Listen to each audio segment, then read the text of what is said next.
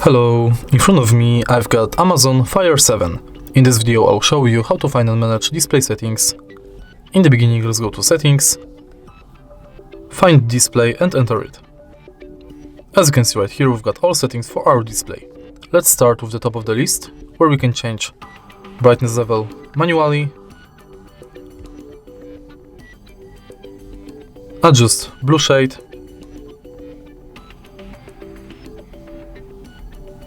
enable or disable automatic activation, or schedule it. Then we can change wallpaper,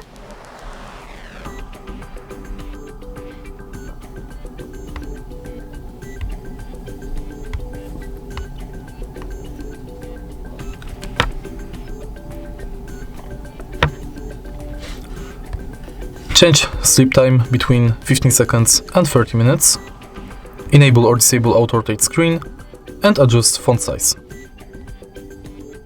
And that's it. If you find this video helpful, please leave a like, comment and subscribe.